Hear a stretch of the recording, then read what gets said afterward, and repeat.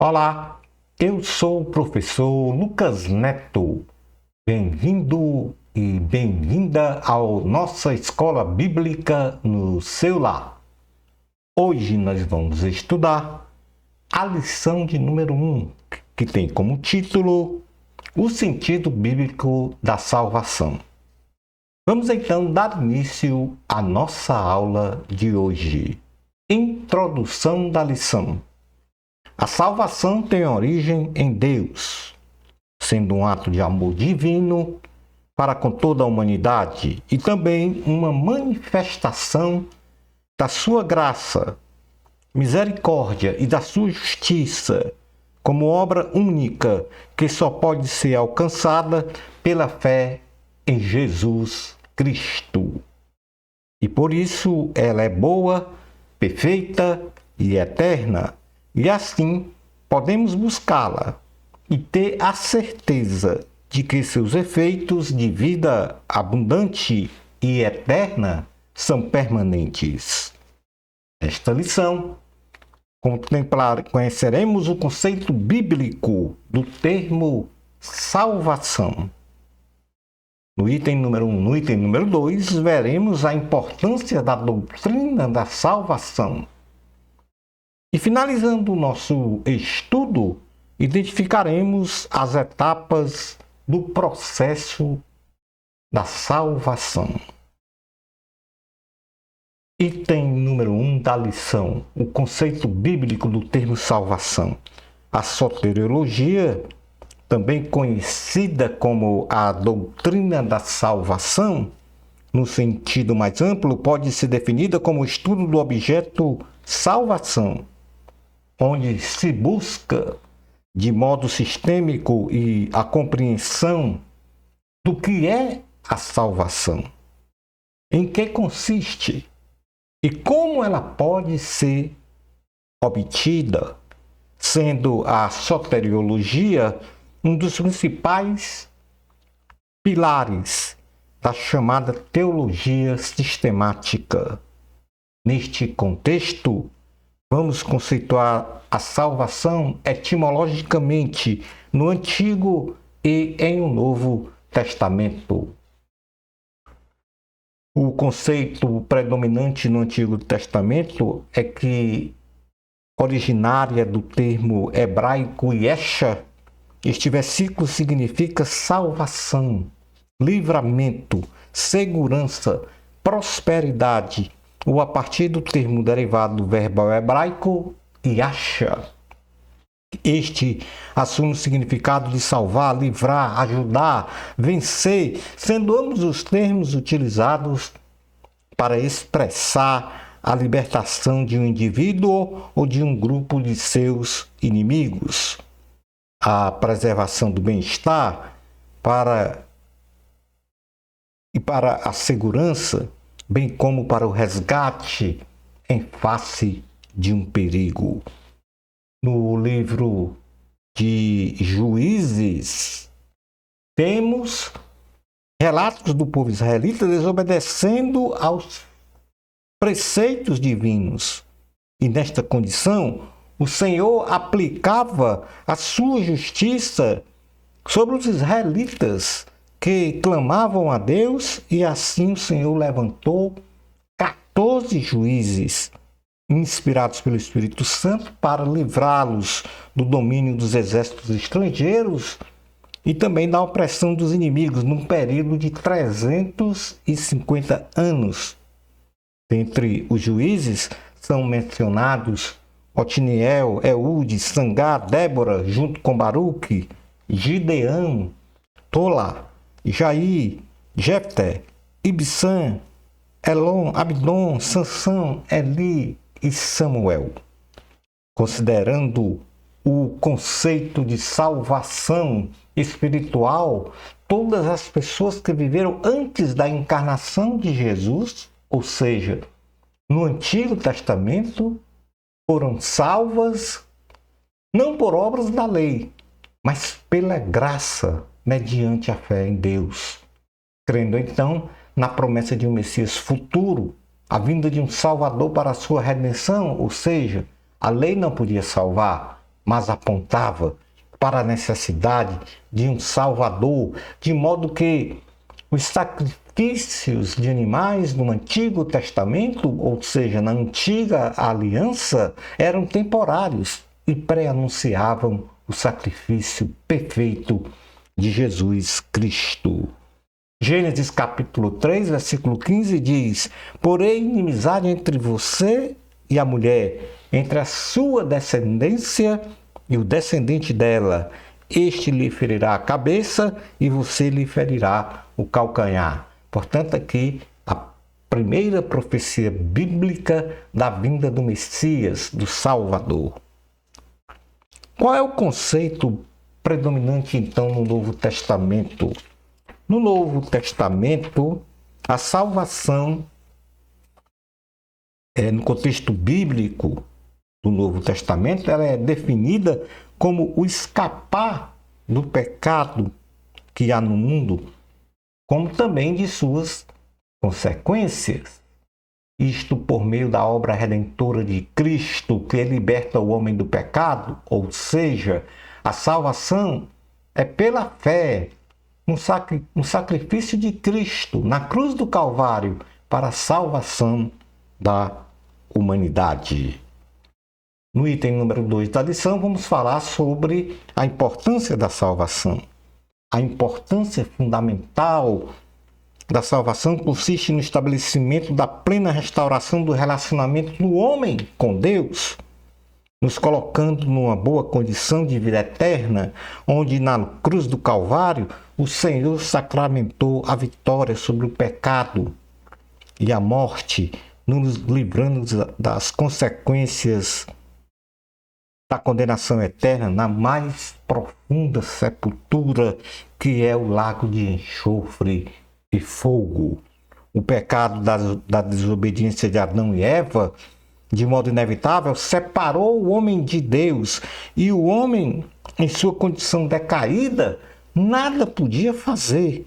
Mas Deus, com a sua presciência, já havia, antes da fundação do mundo, elaborado um plano para que o homem pudesse retornar ao seu estado original de comunhão com o Senhor nosso Deus.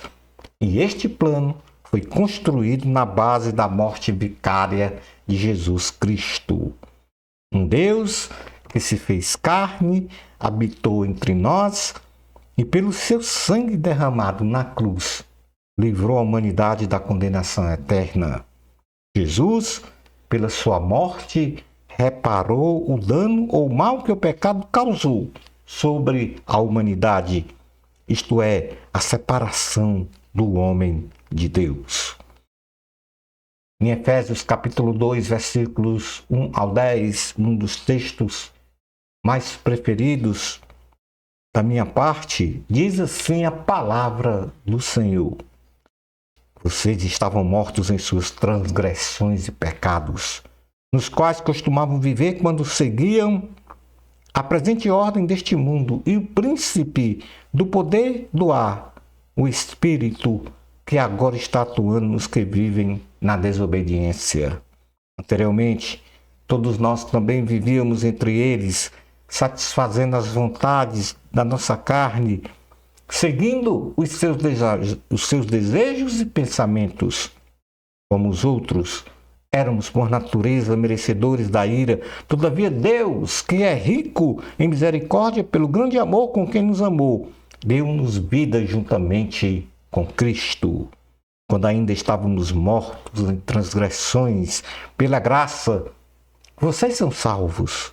Deus nos ressuscitou com Cristo e com Ele nos fez assentar nos lugares celestiais em Cristo Jesus, para mostrar nas eras que hão de vir a incomparável riqueza da sua graça, demonstrada em sua bondade para conosco em Cristo Jesus. Pois vocês são salvos pela graça por meio da fé, e isto não vem de vocês, é dom de Deus, não por obras, para que ninguém se glorie, porque somos criação de Deus, realizada em Cristo Jesus, para fazermos boas obras, as quais Deus preparou de antemão para que nós as praticássemos. Item número 3 da salvação. As etapas da salvação em Cristo Jesus. A salvação em Cristo Jesus perpassa por 3 etapas gradativas que acontecem de forma sequencial e em algumas delas de forma concomitante, a saber, em sua nomenclatura e conceito.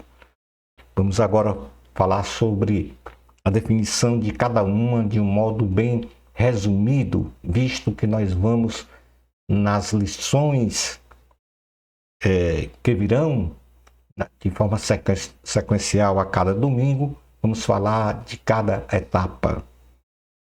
Eleição é a primeira etapa. O pecado de Adão e Eva lançou a humanidade para a perdição eterna, ou seja, a sua total separação da divindade do Senhor. Nesta condição, Deus fez uma eleição, que significa literalmente uma escolha, onde o Senhor, em seu infinito amor e misericórdia, resolveu, mesmo antes da fundação do mundo, eleger salvar a humanidade de seus pecados.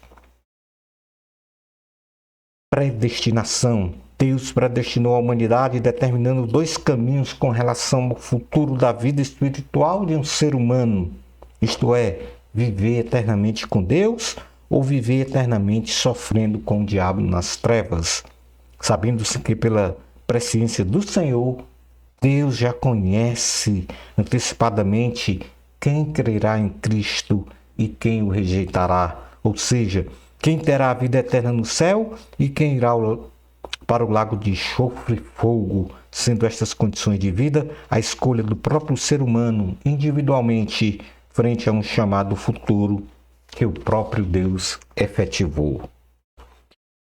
Temos também como terceira etapa a regeneração, a vocação ou chamamento, melhor dizendo. A Escritura, ela demonstra em suas sagradas linhas, então, que há um chamamento do Senhor, não só para uma salvação, vamos dizer assim, universal, ou seja, a salvação de todos os seres humanos, e é isso que Deus quer, como um chamamento também, não só universal, mas também individual, uma chamada para uma obra. Temos também a fé salvadora, que pela pregação da palavra de Deus, ela desperta no ser humano o reconhecimento de sua fragilidade espiritual. E com isso, o ser humano hoje está num estado pecaminoso e distante de Deus, aflorando então na sua alma a necessidade e o desejo de salvação em Deus. Esta é a fé salvadora. Quinto, convencimento do pecado, da justiça e do juízo. A fé da salvação, pela ação do Espírito Santo e pela palavra de Deus pregada, nos convence do pecado, da justiça e do juízo e, portanto, nos leva pela fé ao arrependimento e à conversão para Cristo. Aí vem um arrependimento, que do ponto de vista bíblico é a ação voluntária de uma pessoa reconhecer os seus pecados e confessá-los a Deus e, sob a ação do Espírito Santo, mudar o seu comportamento ético, moral, social e espiritual. Depois temos o perdão dos pecados. Sob os domínios do Espírito Santo, o ser humano não só compreende todo o plano da salvação, bem como entende claramente que não só os seus pecados, mas também os pecados da humanidade foram perdoados por causa da crucificação, morte e ressurreição de Jesus Cristo. Temos também como 8ª etapa a justificação. Sem que o ser humano mereça, ele é declarado justo, porque o seu pecado é imputado a Cristo e a justiça de Cristo é concedida a ele. O ser humano é declarado justo com o perdão de esquecimento pleno de toda infração cometida por ele na época em que andava nas trevas pecaminosas. Temos também como 9ª etapa a conversão. A conversão é o primeiro passo na vida do cristão, de uma pessoa, e se caracteriza pelo ato de ela deixar o pecado em arrependimento e voltar-se para Cristo em fé. Temos também como 10ª etapa a regeneração, que a conversão implica na mudança de rumo da vida moral e espiritual de uma pessoa. A conversão é a resposta à salvação que Deus proporciona a toda a humanidade. Porém, a regeneração é o novo nascimento, é o que chamamos de nascer de novo e se consubstancia numa reversão total das tendências naturais da pessoa. Isto é, Deus transforma o indivíduo de tal maneira que ele adquire uma vitalidade, uma maturidade espiritual, restaurando o padrão perfeito de alinhamento com a vontade do Senhor. No 11ª etapa temos a adoção, que como os filhos de Deus se estabelece uma mudança de estado em nós, de orfandade para um estado de aceitação e de favor, nos tornando filhos de Deus, restaurando o relacionamento do ser humano. Antes do pecado tinha com Deus e pelo pecado perdeu este relacionamento. Então há um resgate desse relacionamento e nós temos então a adoção como filhos.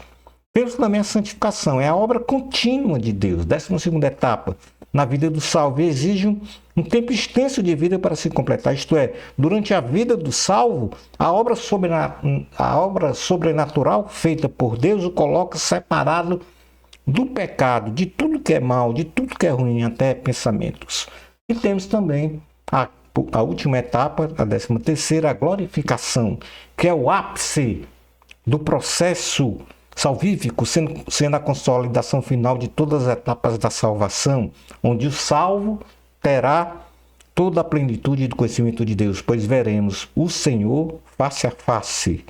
Quando formos, então, glorificados, ou seja, sair de um corpo corruptível sujeito a doenças e à morte, um corpo frágil, semeado em desonra, para um corpo incorruptível, imunes a doenças e a deteriorações, num corpo glorioso e forte, então em tudo seremos como Deus queria que fôssemos desde o princípio da salvação.